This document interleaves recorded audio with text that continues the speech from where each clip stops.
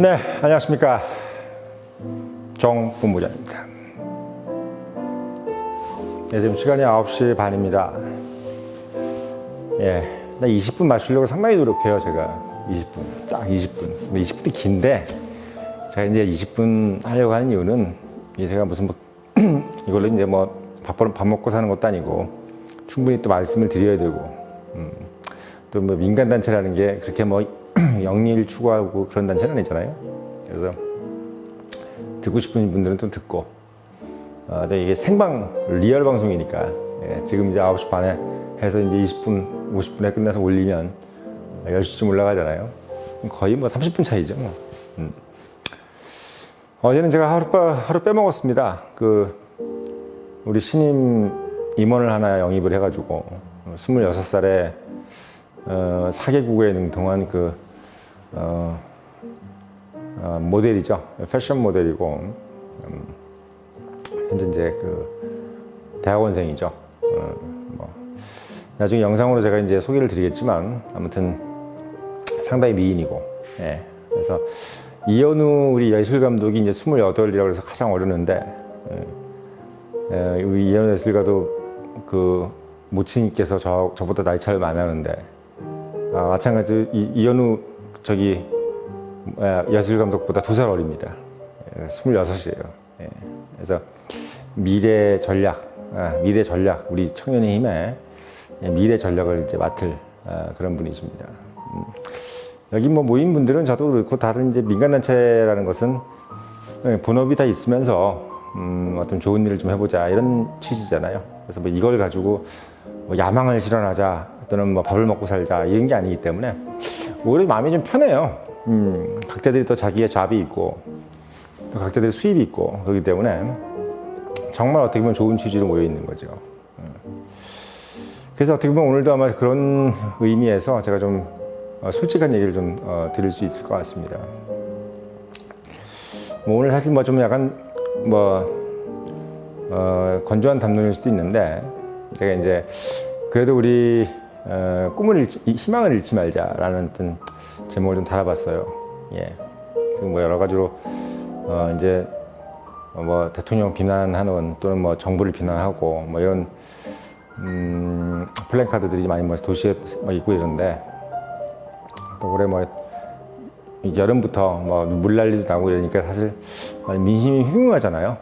뭐 또 이렇게 아이들도 이제 많이 죽고 또 경기도 또 안 좋고 어제 또 자이언트 스텝 해가지고 이제 금리를 대폭 인상하고 또 앞으로 더 인상할 것 같다. 뭐 갈 길이 멀다. 뭐 제롬 파월 이렇게 얘기하면서 뭐 경제도 안 좋고 집값도 떨어지고 주식도 뭐 반토막이 아니라 뭐 10분지 1토막 이렇게 나 있잖아요.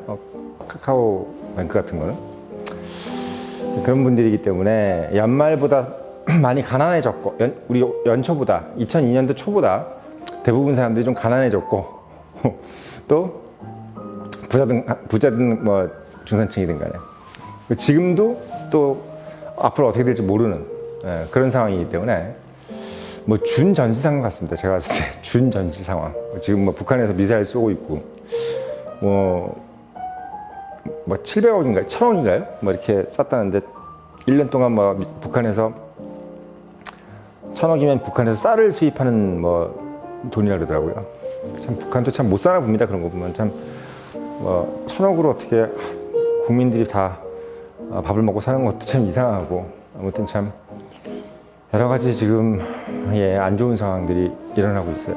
그러다 보니까 국민들이나 청년들이 살짝 감정적으로 좀 가고 있는 것이 아니냐. 그리고 또 약간 angry. 근데 anger, 그러니까 anger. 예. 분노가 지금 상당히 여기 파묻혀 있는, 복받쳐 있는 그런 상태가 아닌가 싶어서 좀 걱정이 돼요. 사실은. 왜 그러냐면, 우리가 이제 1등 국민이라는 것은, 잘 살고, 제가 지난번에도 말씀드렸지만, 우리가 뭐 돈을 많이 벌고, 지갑에 돈이 두툼하게 있고, 그리고 또 서울 시내에 또 집도 있고, 뭐 스포츠카를 타고 다니고, 이래야, 1등 시민이 아니고, 정말 1등 시민은 어떻게 보면 위기 때 발휘되는 거라고 저는 생각이 들어요. 대표적인 예가 사실은 근래 뭐 2차 세계대전 때 유럽 상황인 거죠. 뭐 아시겠지만 이제 누구나 자기 나라가 선진국이라고 생각했던 나라들, 프랑스라든지 뭐 문화 선진국, 유럽에서 프랑스 사람들의 자부심은 엄청나잖아요. 일단 뭐 지금의 민주주의를 만들었다, 뭐 자유평등 박애라는 어떤 그런 인간의 어떤 기본권을 지킬 수 있는 어떤 그런 토대를 만들었다. 너희들이 지금 이렇게 민주주의 하고 사는 거 다 우리나라 때문이야, 이렇게 생각하는 사람들이 바로 프랑스입니다. 얘들이 예술을 알아? 이것도 이렇게 생각하는 것도 프랑스고, 니네들이 명품을 알아? 프랑스입니다. 1939년 독일에게 6주 만에 함락된 나라가 프랑스인데, 39년 전쟁이 나기 전에 직전까지만 해도 프랑스는 유럽에서 자기가 제일 강한 나라인 줄 알았고, 그리고 가장 문화민족이라고 생각하기에 자부심이 컸던 나라죠. 6주 만에 파리가 점령되고 수도가 점령된 거예요. 그리고 약 6년 동안, 45년까지 이제 독일이 항복을 하기 전까지 6년 동안 다른 나라의 통치를 받았습니다. 6년이 꽤 긴 시간이잖아요. 그것도 본인들이 이제 바바리아, 상당히 세비지, 그러니까 뭐라 그럴까요, 그거? 미개인이라고 생각했던 사람들, 그런 사람들한테 독일을 별로 천시했잖아요. 프랑스가 좀. 거기에 이제 6년 동안 통치를 받았죠. 그때 프랑스 사람들의 마음이 어땠을까요? 일단 현실적으로 둘로 갈렸어요. 한쪽은 독일에 완전히 협력하는 비시 정부라는 게 생겼고, 한쪽은 레지스탕스, 그러니까 끝까지 독일을 인정하지 못하겠다. 그래서 이제 레지스탕스가 이제 국내에 있었고, 또 이제 드골 정부는 영국으로 망명을 했죠. 프랑스가 만약에 그때 그냥 마음을 자멸을 하고, 이게 뭐냐 도대체 하고 상당히 그 냉정한 마음을 찾지 못했다고 한다면은, 그러니까 독일이 뭐 전쟁에 졌더라도, 그러니까 독일이 전쟁이 지고 끝났더라도 프랑스가 지금 어떤 이런 국가의 형체를 이루기가 상당히 어려웠을 것 같아요. 왜냐면 일단 국가의 자존심이 한번 이렇게 무너지잖아요. 그 국가의 자존심이 무너질 때, 이 자존심이 국민들이 같이 무너지면, 정말 프랑스가 어떻게 보면 전쟁이 끝나서 다시 돌아왔다고 해도 아마 유럽의 어떤 그 최강국으로, 지금 이제 뭐 어떻게 보면 누가 봐도 선진국이잖아요. 뭐 콩코드 비행기도 만들고, 여객기, 거기다가 또 뭐 핵도 자체 개발하고, 상당히 그 훌륭한 나라입니다, 프랑스가. 그리고 또 명품의 나라잖아요. 우리가 알고 있는 웬만한 명품은 다 프랑스 거니까요. 그런 프랑스가 국채를 유지한 건 제가 봤을 때 국민들의 힘인 것 같아요. 국민들이 상당히 이성적이었던 거죠. 이성적인 거. 그러니까 나라가 개망신을 당한 거죠. 사실 개망신, 진짜 개망신이에요. 육군이라든지 국방력도 독일의 2배였어요. 그러니까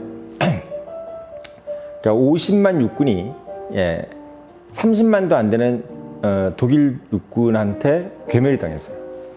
그러니까 제대로 싸워보지도 못하고 다 포로가 되고 손을 들고 항복을 했어요. 6주만이다. 6주라 그런 것은 한 달 반이잖아요. 한 달 반 만에 항복을 했어요. 우리도 6.25 때 항복을 하지는 않았잖아요. 낙동강 전선에서 버텨가지고 결국은 밀고 올라갔죠. 근데 이제 프랑스는 항복을 했어요. 그냥. 전체가 다 이제 프랑스 전체가 독일게 된 거죠. 그런 전례가 있는 게 프랑스입니다. 그리고 또 영국을 얘기하자면, 영국도 마찬가지예요, 사실. 왜냐하면 여러분들 체인벌린 수상이라고 있어요. 체인벌린 수상. 그러니까 39년에 전쟁이 나기 직전이에요. 히틀러한테 이제 속았죠. 히틀러가 이제 미네누를 불러가지고, 난 전쟁을 일으키지 않을 것이니까 체코슬로바키아만 나한테 넘겨주면 난 전쟁 안 일으키고 유럽에서 그냥 조용히 있을게. 평화협정을 맺었어요.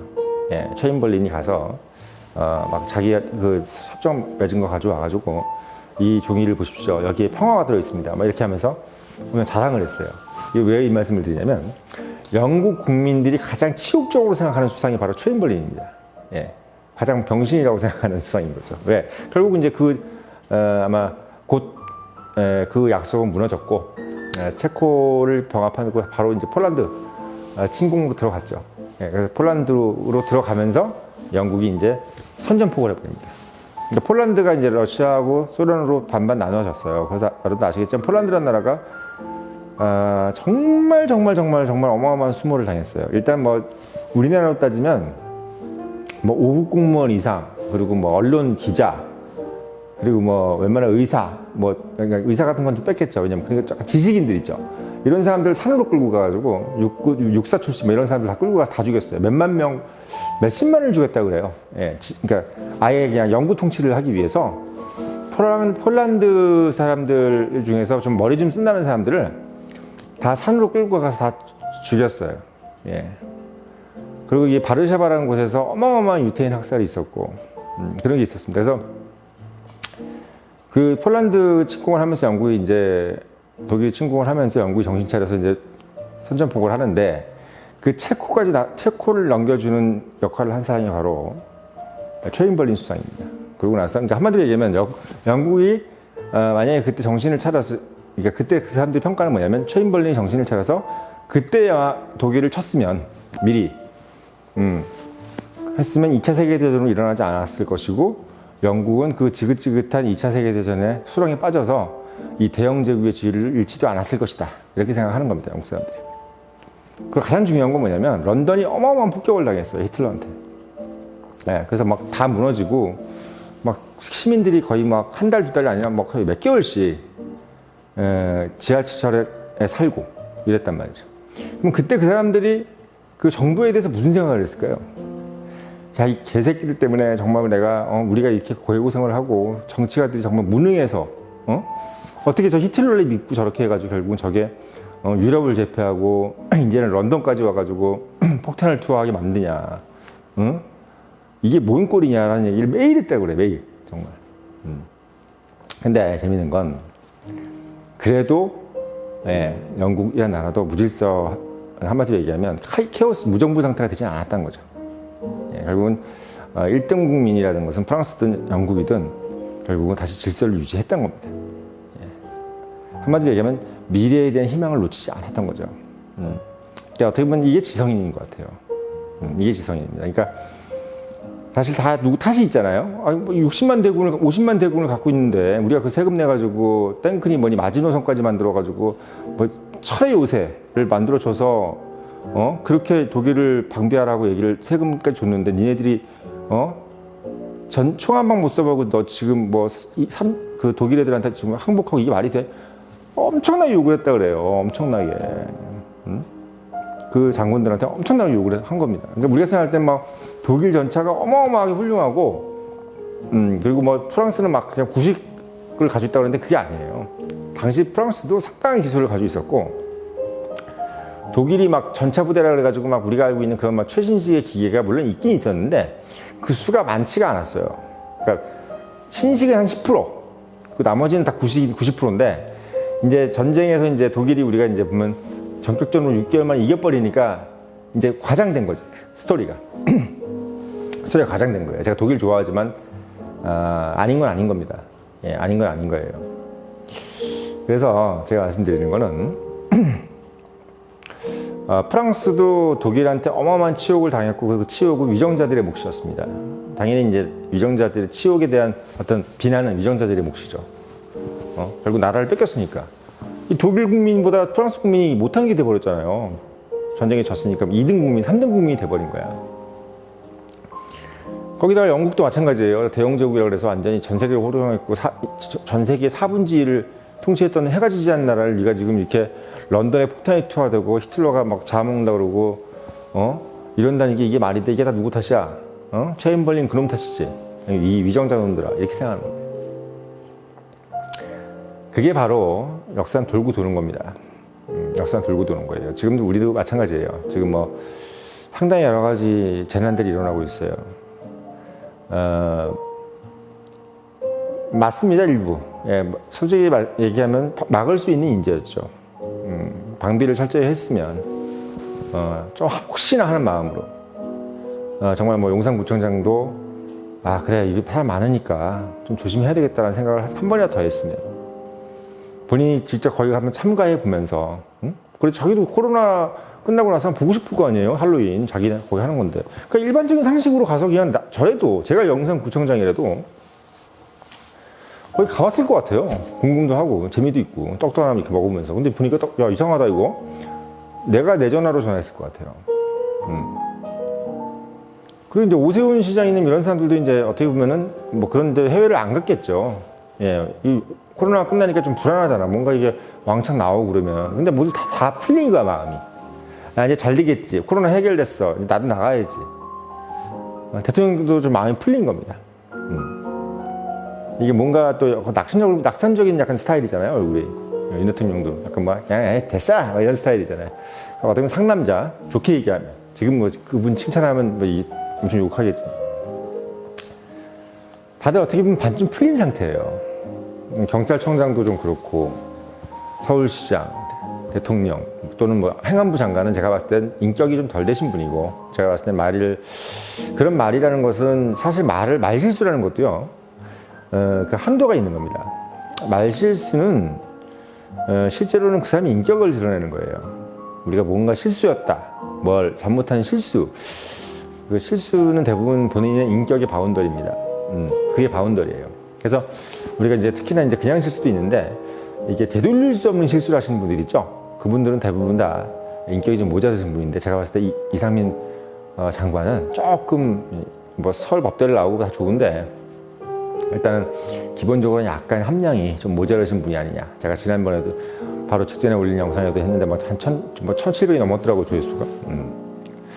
아시겠지만 제가 뭐 1700 넘는 게 있습니까 이렇게. 그래서 말씀드리는 거는 2차 세계대전에 프랑스나 영국의 예를 한번 생각해 보면서 얼마나 통탄했겠습니까? 예, 나라에 대한 위정자에 대해서. 지금도 마찬가지일 거예요. 얼마나 통탄스러웠겠어요. 막을 수 있는데 사람이 156명이 죽어? 예? 이렇게 얼마나 통탄스럽겠어요. 그래서 제가 드린 말씀은 어떤 심리적으로 군중들이나 이런 것들이 분노로 가는 건 좋은데 분노로 가서도 솔직히 안 되고요. 어떻게 보면 이거는 비판을 그냥 하는 겁니다. 근데 이걸 분노의 게이지로 가면 안 된다는 거죠. 그리고 뭔가 비관적으로 가서도 안 돼요. 우리나라는 뭐 아니다든지 또는 뭐 우리를 뭐 2등 국민 취급한다든지 스스로를 대한민국 이게 진짜 문제가 있는 거 아니야? 대한민국이 문제가 있다고 생각까지는 좋아요. 그러면 우리가 발전할 수 있어요. 이번 계기로 아마 우리가 상당히 발전할 겁니다. 응? 반성하고 발전할 거예요. 하지만 여기서 우리가 분노로 간다든지 또는 비관적으로 가면 안 돼요. 그러면 진짜 2등 국민이 됩니다. 그래서 제가 말씀드리고 싶은 거는 우리가 어느 선을 넘지 말자. 우리 국민들도 어느 선을 넘지 말고 청년들도 마찬가지로. 그리고 디프레스 되지 말자. 우울해하지 말자. 조금. 그리고 희망을 가지자. 하지만 냉정한 비판을 하자. 예. 정말 갑자기 책 개발할 생각이 나요. 우리 모두 리얼리스트가 되자. 하지 마음속에 불가능한 꿈을 가지자 그랬죠. 마음속에 우리는 가능한 꿈을 가지자고요. 예. 불가능한 꿈이 아니라 마음속에 가능한 꿈을 가지고 그리고 우리 지금은 리얼리스트가 되어야 됩니다. 이게 감정적으로 치우치면 절대 안 된다. 특히 우리 서울 시민이라는 것은 전 세계 10대 도시에 사는 시민의 어떤 한 사람으로서 상당히 지금은 어떻게 보면 현명해져야 되고 어떻게 보면 상당히 침착해야 된다라는 생각이 좀 들어요. 그래서 그런 부분을 좀 청년들한테 좀 당부드리고자 오늘은 약간 뜬금없는 소리를 좀 드렸습니다.